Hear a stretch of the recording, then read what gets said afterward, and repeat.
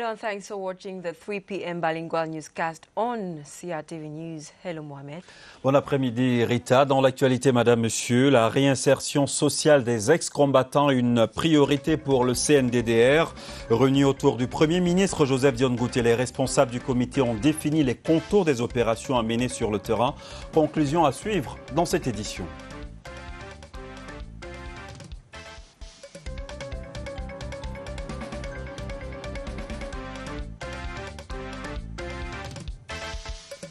Over 500 Nigerian refugees quit the Minawao camp in the far north region after over 8 years of cohabitation with their Cameroonian brothers, a bittersweet separation for most of them.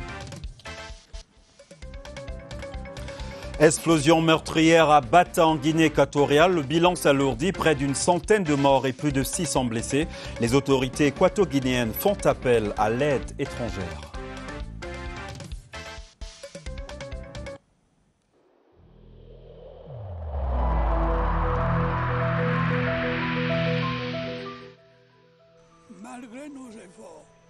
Despite our efforts, COVID-19 plunged many families into mourning and seriously hampered the functioning of our economy and society.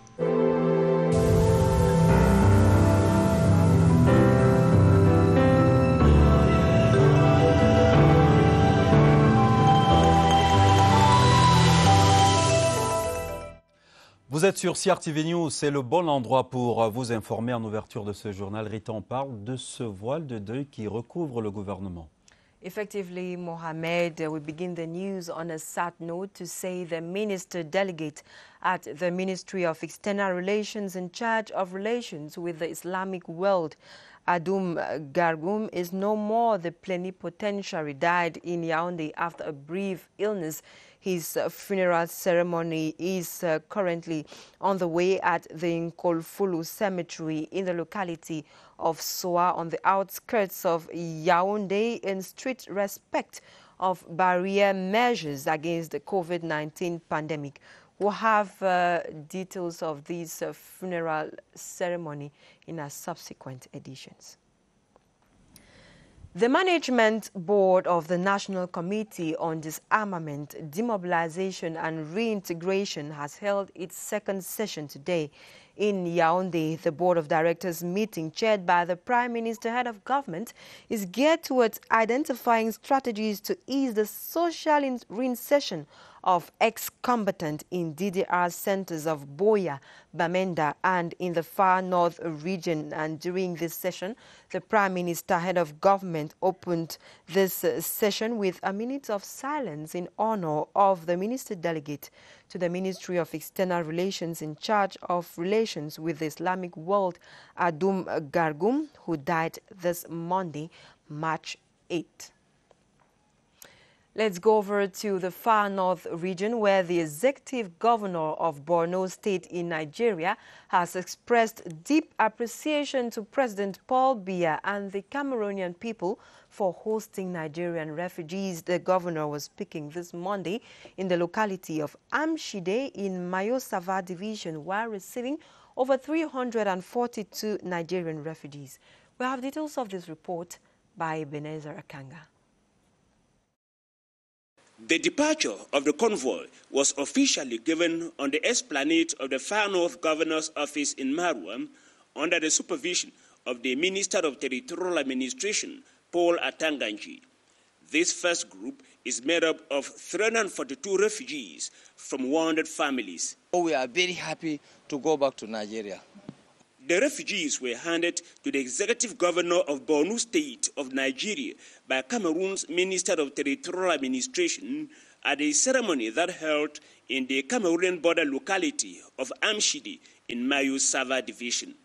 The Minister of Territorial Administration also handed relief packages offered by President Paul Biya to the refugees to enable them start life back home.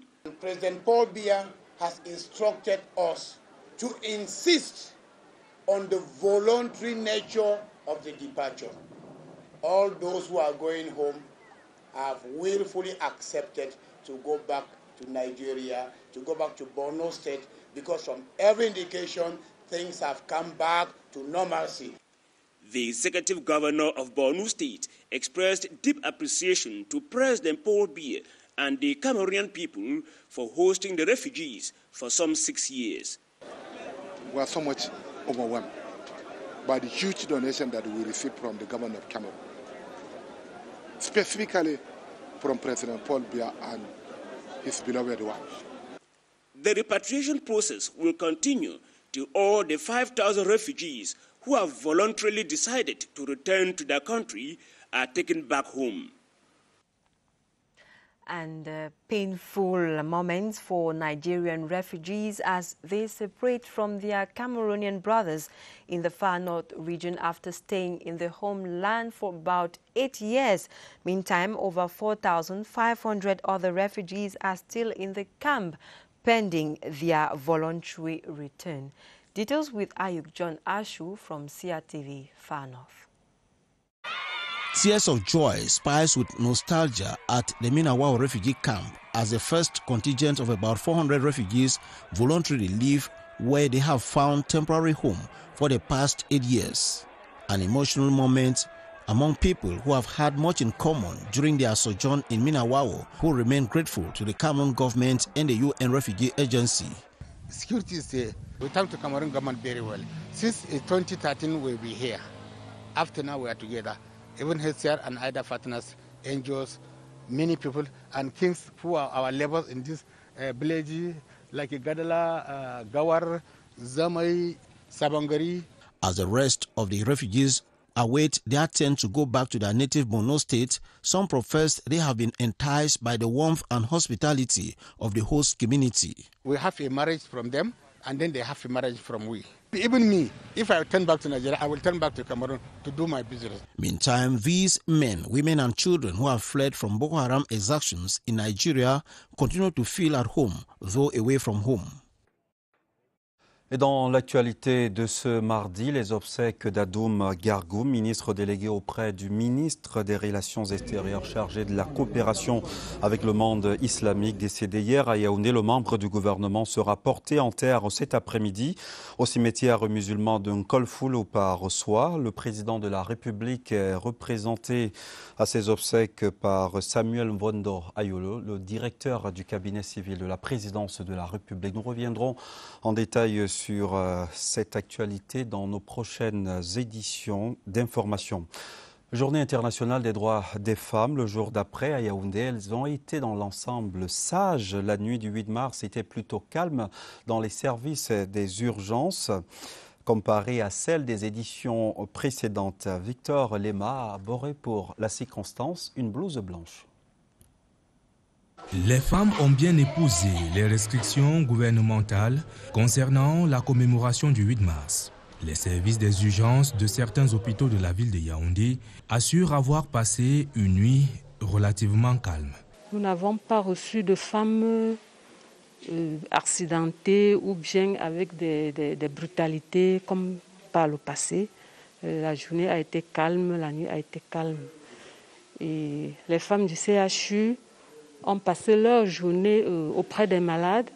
Maîtriser la notion de leadership est restée la principale priorité de ces femmes pour cette 36e édition de la Journée internationale de la femme.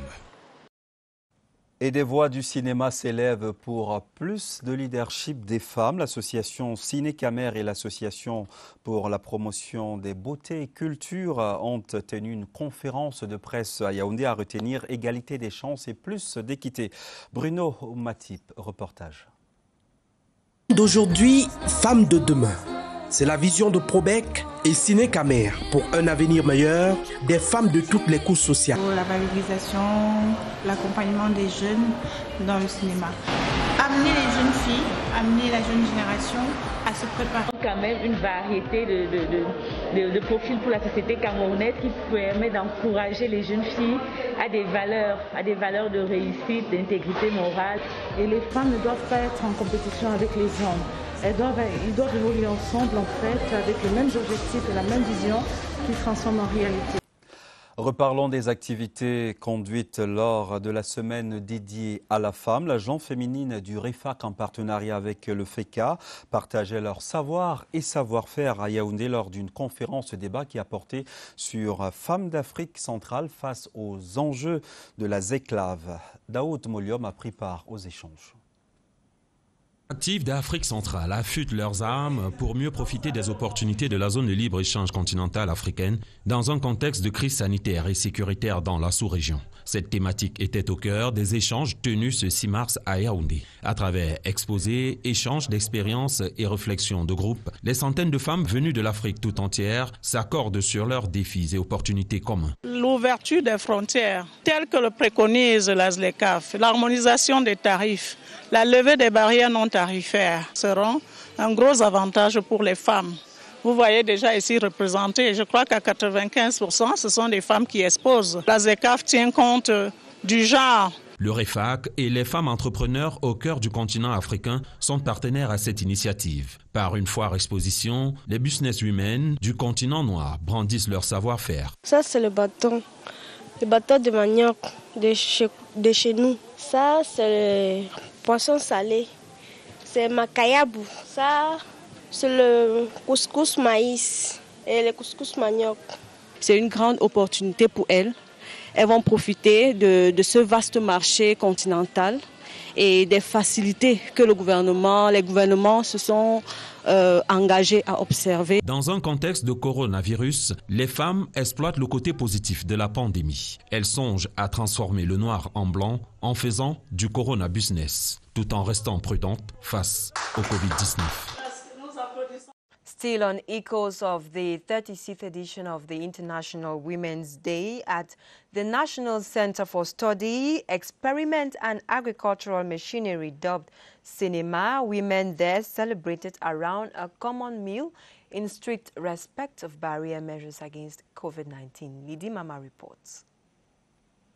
The celebration was marked by a lot of excitement by the women of CINEMA. The Director General Ode Ekutu Minkuna, in her speech, encouraged her workers, especially the women who were brilliant at work. Homage was given to some women such as engineers, tractorists, and more.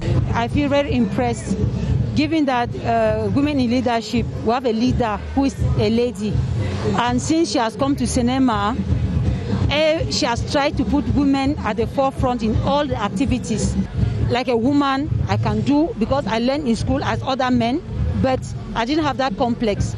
So today is a very special day for ladies in CINEMA. These women who promote the agricultural sector by using engines for agricultural production are mothers in the country. Other hidden talents were showcased during this celebration. And as the saying goes, what men can do, a woman can do better.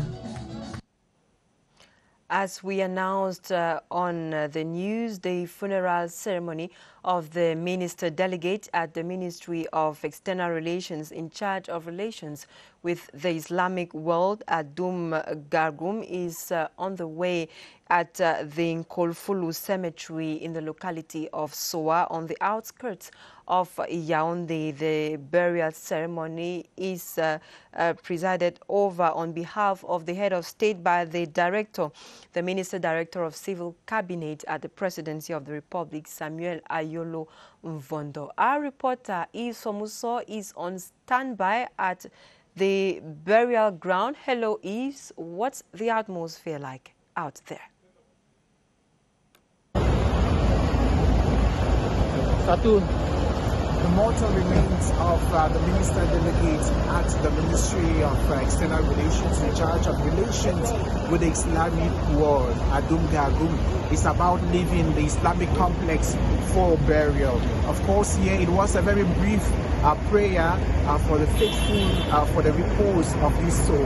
And here a lot of state government officials and members of the diplomatic corps were right here, and they are leaving the premises right now for Soa. Of course, you know that the Minister Adum Gargum has served as the minister delegate at the Ministry of External Relations for over 24 years. August would have made him 67 years. He's the father of 6, and here it is quite a very solemn day. The faces are all gloomy. It is sunny out here, but it is a gloomy atmosphere. People who turn out here in sackcloth, weary that we lost someone or member of government. Reporting live from the Islamic. Thanks, Yves Somuso, for that prompt reaction. In other news, the newly appointed president of the Chamber of Agriculture, Martin Minjous, has been commissioned into office, while installing the new president. Minister Gabriel Mbairobe of Agriculture and Rural Development urged him to promote agriculture, fisheries and animal industries. Laurel Bateeya is on standby at the Chamber of Agriculture. Hello, Laurel. To have the installation ceremony of the president of the Chamber of Agriculture taking place at the Hilton Hotel in Yaoundé. The ceremony will be officiated by the Minister of Agriculture, Gabriel Mbairobe, and the ceremony which is taking place today. It is a declaration signed by the President of the Republic of Cameroon, which appointed Martin Minjous Memone as President of the Chamber of Agriculture, and he was replacing Joseph Roland Mata. And the newly appointed will take into consideration to promote the agricultural sector, fisheries and livestock in Cameroon, and he also has as duties to make sure this new position is taken, defend the interests of this sector in promoting the public awareness and also to give a limelight to the agricultural milieu. We will be bringing you updates here at the Hilton Hotel in Yaoundé. Reporting for CRTV News, I am Laurel Bateeya Ancha. Merci Laurel. Dans la suite de ce journal, si vous habitez Yaoundé, vous avez peut-être fait le constat de plus en plus des habitations sortent des terres à proximité des dépôts à gaz, une cohabitation qui n'est pourtant pas sans risque. La moindre étincelle peut s'avérer fatale. Victor Lema a fait le constat sur le terrain. Ils naissent et grandissent au fil des jours, les points de vente de gaz domestique. Anguaïkele 3e par exemple le dit Bonas, bouteilles et piétons se discutent le trottoir. Une situation à risque minimisée par les riverains. Nous savons que nous courons vraiment un grand danger à côté de ces vendeurs de gaz. Mais ces vendeurs de gaz ne sont pas à l'intérieur du quartier, ils sont en bordure de route. Et depuis que cette activité prospère dans le quartier, on n'a jamais eu un sinistre. Fait remarquable, ici comme ailleurs, tous ces revendeurs affirment avoir une autorisation de vente obtenue auprès des pouvoirs publics compétents. Dans la documentation en vigueur, nous avons l'autorisation d'implantation géographique. Et lorsque nous sollicitons cette autorisation, il y a une équipe de minés qui fait une descente sur le terrain pour vérifier exactement si le lieu est propice pour l'activité, avant de nous donner cette autorisation. Pourtant, on observe des expositions en bordure de route et des lieux de vente étroits. Logique que l'on s'interroge sur la fiabilité de ces documents brandis. Le danger est permanent, mais l'activité, elle, met les gaz. Pas de parade pour ce 8 mars, vous l'avez constaté, pour raison de Covid, l'événement a tout de même donné lieu à des agapes au Centre national d'études et d'expérimentation du machinisme agricole. L'air était à la fête. Papin Boumsan était parmi les convives. Félicitations et ovations pour des femmes d'exception au cinéma. Des mots forts de la directrice générale André-Carole Ekoto Minkuna qui tire un point d'honneur à ces dames qui se démarquent par leurs efforts et aptitudes au travail bien fait. Dans son allocution de circonstance, elle met un point d'honneur sur les projections d'une plus grande productivité et les meilleures techniques de conservation dans le domaine agricole. Un message bien perçu au sein d'un cinéma au top management nouveau. J'ai tenu à partager avec eux les valeurs clés du cinéma nouveau qui sont le service, l'innovation et la productivité.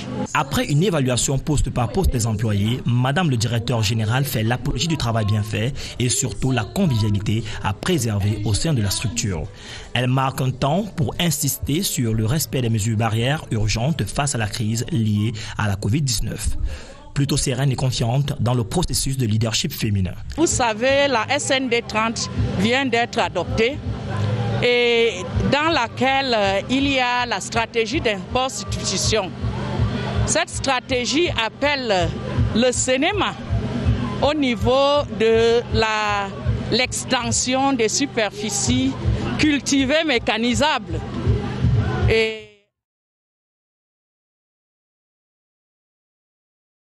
cette célébration, danse et chant au rythme des musiques locales, des femmes fortes, fières, mais surtout qui marquent leur temps.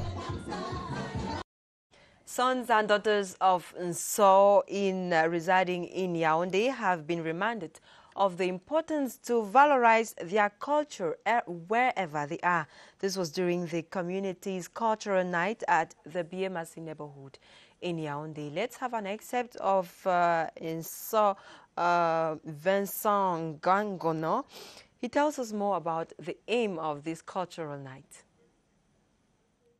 Cultural night is all about sensitizing the youths that to remove the spirit of fearness. We have made movements to the village. We have come back successfully. But yet the mentality in town and Facebook is that if you go home, they will kill you, that the amber is everywhere. But after moving up and down, we have discovered that you can go home, you can come back. So it was necessary to use culture to explain that to the youth, so they should not be afraid to make movements from Bamenda, Southwest, everywhere and come back. That's the reason for this cultural night. It's going to take place today, tomorrow, up to Whitmas. Parlons économie, marché financier sous-régional, le Cameroun vers un nouveau challenge de mobilisation de fonds. Le gouvernement annonce pour ce 10 mars un nouvel emprunt obligataire de 6,5% de taux d'intérêt et pour une maturité de 7 ans. Les précisions dans cet élément signé Daoud Mouliom. 6,5% de taux d'intérêt, de quoi guicher les investisseurs pour un emprunt de 7 ans de maturité. Au lendemain d'un succès de son émission de titres à 5 ans de maturité qui aura permis de lever 50 milliards de francs CFA le 26 février dernier, le gouvernement camerounais repart sur le marché des titres publics de la BEAC ce 10 mars 2021. Objectif, tenter de mobiliser une enveloppe comprise entre 25 et 35 milliards de francs CFA. L'annonce a été faite par l'Institut d'émission des 6 pays de la Communauté économique et monétaire d'Afrique centrale, CEMAC. Et cette fois-ci, l'opération de levée de fonds se fera au moyen d'une émission d'obligations du Trésor assimilable à 7 ans de maturité, rémunérée à un taux d'intérêt annuel de 6,5% selon le communiqué conçu à cet effet au ministère des Finances. Cet emprunt de long terme s'annonce d'ores et déjà moins aisé que le précédent dans la mesure où les investisseurs deviennent habituellement très frileux sur les titres dont les maturités dépassent 5 ans. Et ça, c'est l'avis des habitués en la matière. En dépit de cette réalité, le Cameroun peut compter sur la cote dont bénéficient ces titres sur ce marché depuis son lancement en 2011, mais également sur son réseau de 21 spécialistes en valeur du Trésor, qui est le plus important agréé jusqu'ici sur le marché des titres de la BEAC. En sport, football précisément, le match d'Amad Amad sur le terrain judiciaire est arrivé à son terme. Le patron du football africain écope de 3 ans de suspension au lieu de 5. La décision a été rendue publique par le tribunal arbitral du sport, ce qui le met hors jeu à l'élection du président de la CAF, Marthe Ambani. Amad Amad ne briguera pas un second mandat à la tête de la Confédération africaine de football. La suspension de 5 ans, telle que prononcée il y a quelques mois, par le comité d'éthique de la FIFA est réduite à 2 ans. Voilà l'essentiel du verdict du TAS rendu public hier lundi suite au recours déposé par le Malgache pour contester la décision de la chambre de jugement de la commission d'éthique de la FIFA. En plus de la réduction de la peine sanctionnant l'ex-patron du football africain, la juridiction basée à Lausanne en Suisse a divisé par 4 l'amende infligée aux dirigeants de 61 ans, l'abaissant 45 000 € contre 185 000 € à la base. Rappelons que la juridiction sportive avait accusé le dirigeant malgache de violation éthique, dont la distribution de cadeaux et le détournement de fonds. Il avait également été accusé d'avoir abusé de sa fonction de président de la Confédération africaine de football, confirmant donc son inéligibilité alors qu'il briguait un deuxième mandat. The winner of the 2021 Mount Cameroon Race of Hope, Ali Mohamedou, has presented his trophy to the Minister of Sport and Physical Education, accompanied by other Bororo athletes. And elite Ali Mohamedou told Narcisse Mwale Kombi that he will stop at nothing in encouraging other Bororo and minority groups to pursue their dreams. Details with Romeo Kenny. He is now a pride to the Mbororo community. 2021 Mount Cameroon Race of Hope winner Ali Mohamedou comes presenting his trophy to Sport and Physical Education Minister Professor Narcisse Mwale Kombi. We, Bororo's community, we can do more better to develop and emerge Cameroon by 2035 in the athletics domain. Along other athletes, they have been challenged to raise the country's flag high in forthcoming international competitions. We thought that it would be very polite to bring Ali and the rest of the athletes to the Minister of Sport and Physical Education to show that also Bororo are capable to also win. 25 years old Jakiri native from the Northwest region says he is poised to encourage more Bororos to emulate his example.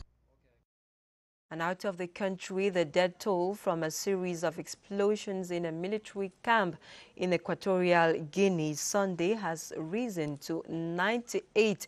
According to officials, another 615 people were injured and 299 still in hospital. Salis Sonatafaha tells us more. The death toll from a series of explosions in a military base in Equatorial Guinea's main city of Bata has jumped to 98, according to officials. Some 615 people were wounded in Sunday's blasts, which started with a fire at the Kwantoma military base in the coastal city of Bata. The death toll, updated after volunteers spent Monday searching the wreckage for bodies, is more than triple the initial estimate of 31. In a statement, President Obiangema said the blast had been caused by negligence of a unit charged with the care and protection of stores of dynamite and explosives at the Kwantoma military base. He said the base had caught fire due to neighboring farmers clearing farming land by setting it alight, leading to the explosion. The president has appealed for international aid. In a series of tweets, the health ministry called for volunteer health workers to go to Bata Regional Hospital and for urgent blood donations. The ministry said mental health teams were also being deployed to help victims. And that does it for this edition of the news from the entire newsroom and technical teams. We thank you for being with us. Up next will be the World News Report, a presentation of Gladys Asu Ngwana. Meantime, we'll be back at 5 p.m. Sur CRTV News, l'info est en continu. De nouveau, apportez vos masques, à vous laver régulièrement les mains et à faire appel à un médecin ou à tout autre personnel de santé au cas où des symptômes apparaissent. C'est le seul moyen de préserver les vies et de freiner la propagation du virus.